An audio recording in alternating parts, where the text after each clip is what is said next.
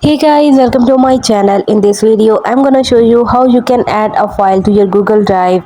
It's super easy and we will make sure you get it right. You just make sure you're logged in and using the latest version, and make sure to watch the complete video carefully to avoid forgetting anything and making mistakes.